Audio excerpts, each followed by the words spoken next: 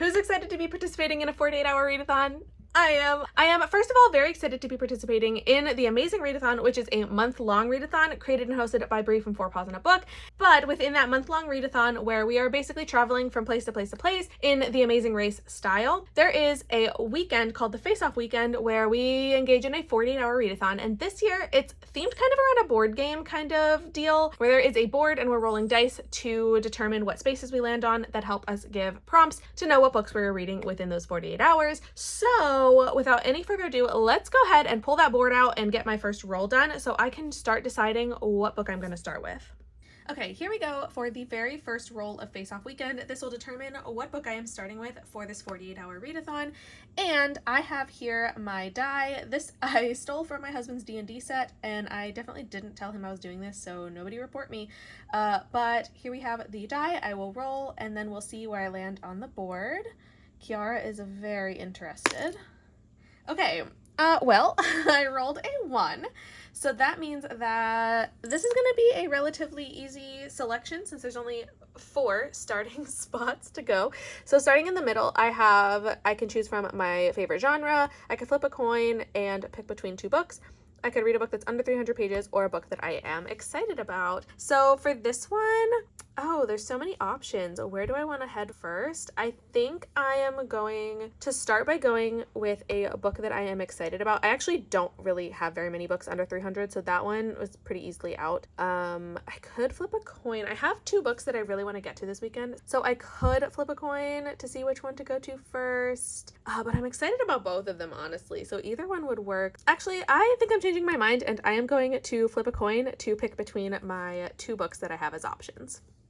Okay, so I am super indecisive. I just hate making decisions. So of course, naturally, I'm going to pick the space that lets me make the coin make the decision for me. So having the flipping a coin option is really, really fun. And it's perfect because I had 2 books that I already really wanted to read and I wasn't sure which one I wanted to go with first. So let's look at my options. This will be, let's go with heads, and it is Problematic Summer Romance by Ali Hazelwood. I love Ali Hazelwood. I have read every single one of her books and absolutely loved every single one of them. This is the newest one, and for some odd reason, I didn't read it the minute it came out. I did get my copy a little bit late in the mail, which is kind of why I wasn't reading it on release day, but I still haven't read this one and I absolutely need to. So we are going to put this one up for grabs, and again, yeah, I'll put this one on for heads, but the other option is The Spell Shop by Sarah Beth Durst, and this one I have an audio hold from Libby that's due back in the next couple of days, so I do need to read this one relatively quickly. So we're gonna put this one in the running as well, and this will be tails. So we have heads and tails. Let's go ahead and flip a coin and find out which book I will be starting with for this readathon. I don't even know if I can flip a coin properly, so we're gonna find out together. That was a decent flip. Okay, I'm actually pretty proud of that. And we are going to start with tails. So the first book I will be reading for this readathon is The Spell Shop. I am really excited for this. It sounds like it's supposed to be a kind of cozy fantasy type of vibe, which makes me excited because, I don't know, I feel like I've read epic fantasy recently. I've read like adventurous romantasy, and I just feel like this is going to be a change in vibe and it's going to be pretty fun. It's also going to make for a relaxing weekend, but let's hope that the events within the story are exciting enough to keep me pushing through, because I have to read this in a very short amount of time. So we are going to start with The Spell Shop, which also fits with my special edition goal of the month, and this was on my official TBR for June. So I will be accomplishing great things by reading this book first. So let's go ahead and jump in, and I will keep you updated along the way.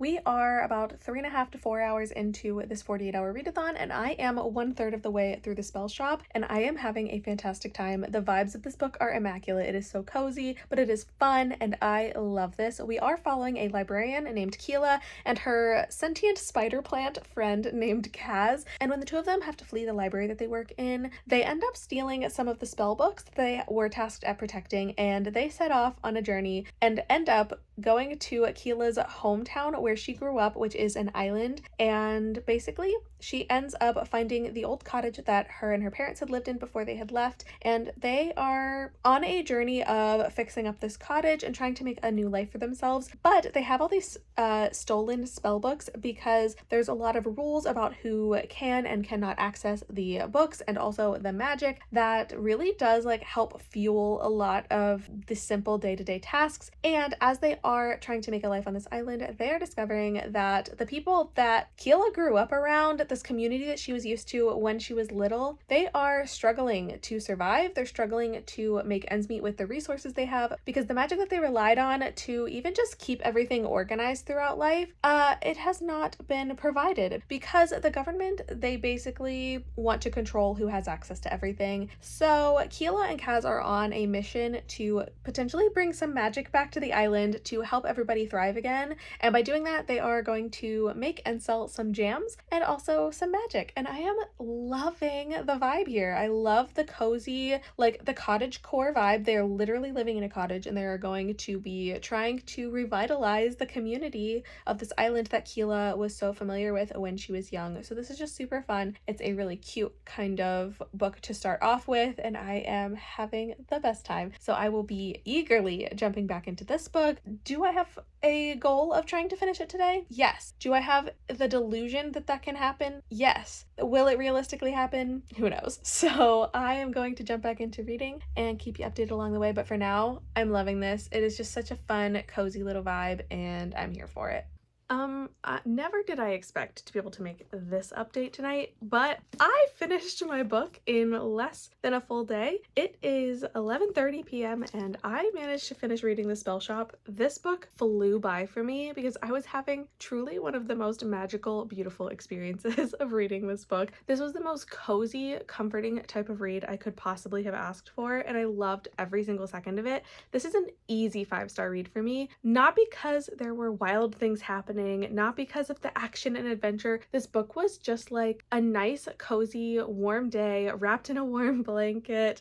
I just felt so comforted by everything that happened in this book. Keela is such an incredible main character in here. I love getting to know not only like her as a character, but the way that she interacts with the world around her. She has a lot of social anxiety, and that is so relatable, and I love to see that play out in the way that she interacts with all of the different characters that she meets throughout the story, especially when she interacts with her best friend Kaz. I truly love this plant so much, and the comedy that he brings to everything, it was so much fun. Every time she would call him out on like, I don't know how you see anything because you don't have eyes. For a plant who doesn't have a mouth, you do an awful lot of talking. Like, those kinds of things were so freaking funny to me. I was loving it. We also get to meet a couple of other really, really fun characters that get introduced throughout the story that just build everything into this dynamic type of group community that is just so magical, but also the focus on the actual magical and the spells and things that Keela brings to the community on this island. It's just so much fun. And while the stakes are not super high, for the characters, they are pretty high, but everything is approached with such a calming type of resolution that it was just such a fun time to read. Like, truly, I was having the most fun and comforting type of reading experience during this book. Definitely recommend this for people who love a cozy fantasy, who just want to have a solid good time without having to stress too much about the characters. There's also a very, very sweet romance that happens in this book. And while the romance is definitely not a super heavy focal point, I do feel like it's important to focus on it because a lot of the ways that Keela learns to interact with people also has to do with the way that she interacts with Lauren,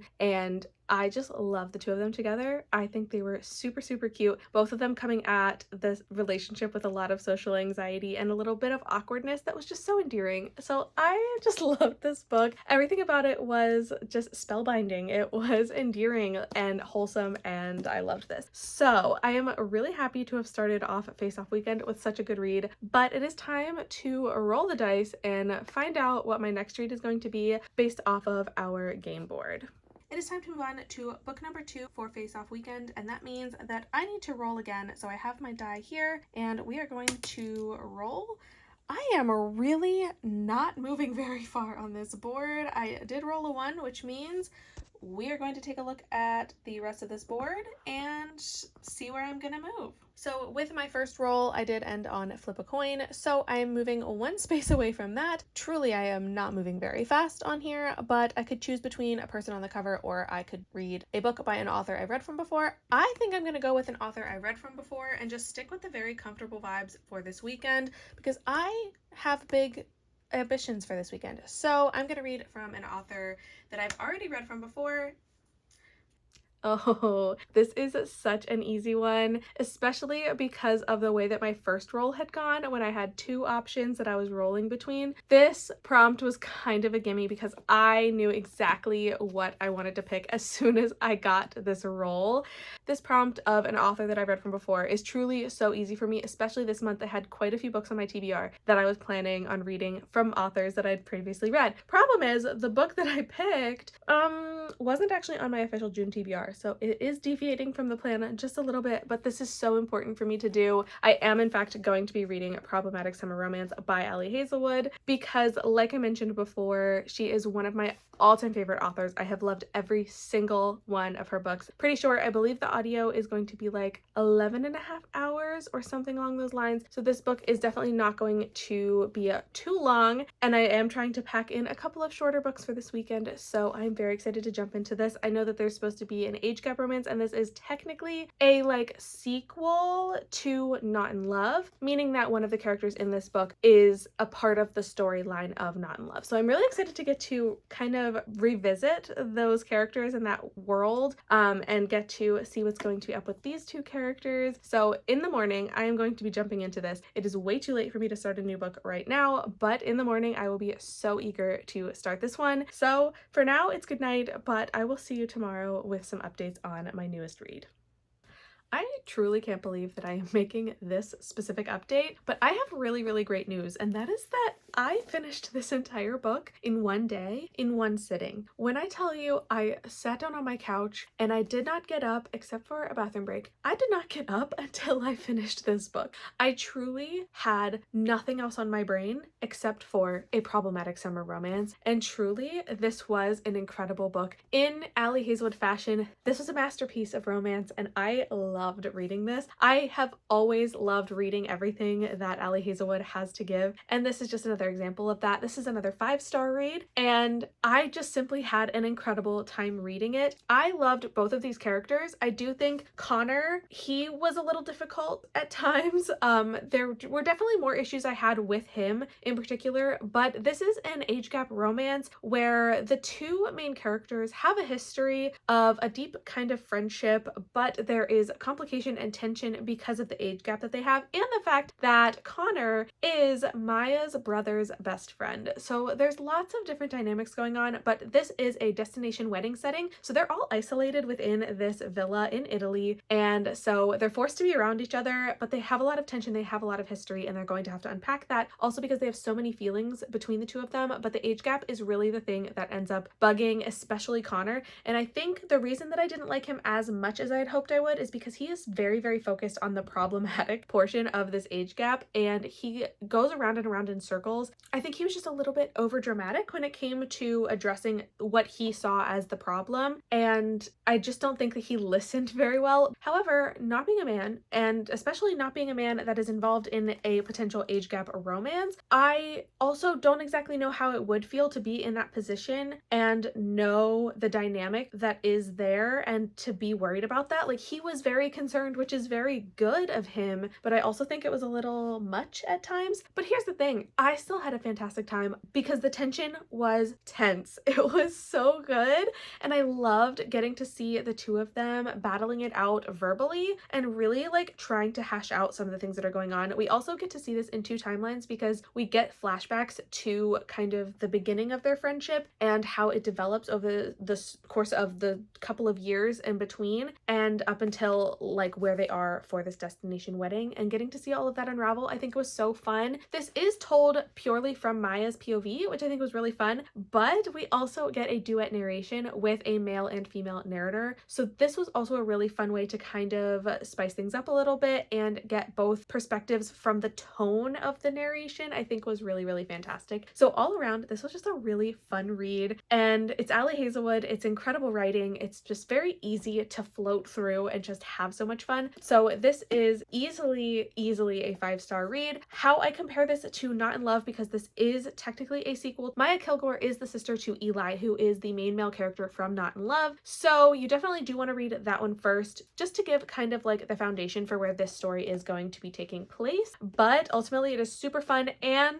the Easter eggs to other Ali Hazelwood books, she never fails. Truly, Ali Hazelwood never lets me down. I squealed. I was so excited to have some of these little Easter eggs popping in. It was just very, very fun. So I managed to finish this book all in one sitting. It was less than 12 hours. Like this is a 12-hour audio. I was listening at 3 times speed, and I finished it in a matter of hours because I didn't want to get up and I didn't want to put it down. But that means that I finished this book really, really quickly. The problem is I know I don't have a ton of time left in this 48 hours to be able to fit in a whole other book. So instead of trying to squeeze another book in for Face-Off weekend, I am just going to pick up my book that I had already started earlier in the week. I had to put it down because it didn't really fit one of the prompts, but I am going to be picking back up with Great Big Beautiful Life by Emily Henry. I am halfway through it at this point, and I am talking about this in another vlog, but this is about 2 journalists who are basically competing to be the person who gets to write the like memoir or like the life story of this really famous woman who really doesn't ever want to share her story. So she is having both of them get to know her a little bit so that she can get to know them and figure out which one is going to be the better choice to write her story. So the 2 of them meet, but they get along really, really well. There's a lot of romantic tension, there's a lot of sexual tension, and the 2 of them are going to be having feelings while also competing to see whose career is on the line with getting to write this book. So far, I really, really love the story. I love the tension. I love the setup. I think this is a really, really interesting. And is it slow as far as like events? Yes, this is more of like a contemporary style story, but I am really, really loving it. I really do like Emily Henry's writing, especially in this book. So I'm having a fantastic time, and I'm excited to jump back into this. So while this isn't necessarily one of my face-off choices, I didn't roll to get a prompt for this one just because I was already in the middle of it, and I know I'm not going to finish this in the amount of time I have left for this readathon. Tomorrow's going to be a very busy day, so I know while I will have some time to read, I'm just not going to be able to finish all of what I want to accomplish before the Face-Off weekend officially ends. But that's all I've got for now, so I'll talk to you later.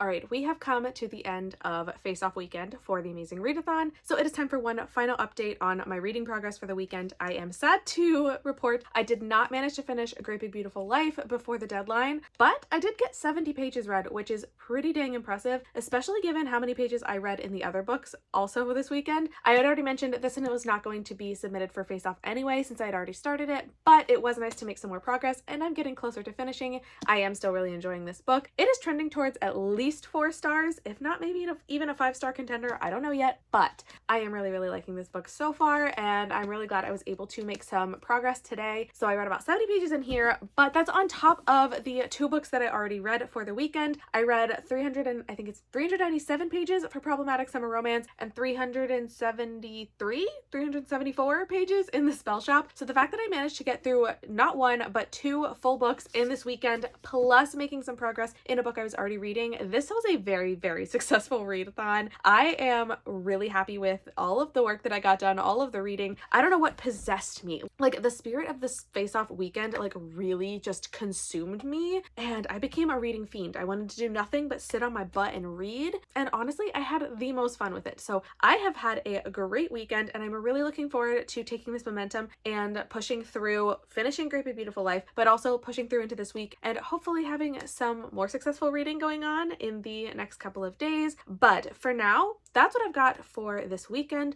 I had an absolute blast, and I am so glad that I was able to, 1, participate in this, that it was a weekend that I had available to be able to take part in this weekend readathon, but also I just love participating in Amazing. Brie does a fantastic job, so this was such a fun weekend. I am so thankful that you were here and watching this, and I hope you had fun watching along, rolling the die, and figuring out where I was going across the game board, and picking some absolutely incredible books, because these were also both 5 stars, which is just incredible. What are the odds that I would manage to pick 2 books that I ended up absolutely loving and devouring in under 12 hours for each of them, which is, again, very impressive. So an all-around incredible weekend, but I want to thank you for sharing this weekend with me and coming along. I had so much fun. I hope that you are participating in Amazing. If you're not, you need to be, because it is so much fun, and we are having the best time traveling around all the fictional worlds this year. So I am going to get back into my reading, but I want to thank you for watching this video, for supporting me. Every second that you spend here means the world to me. So I want to thank you for being here, and I really hope that I will see you in the next video. Bye!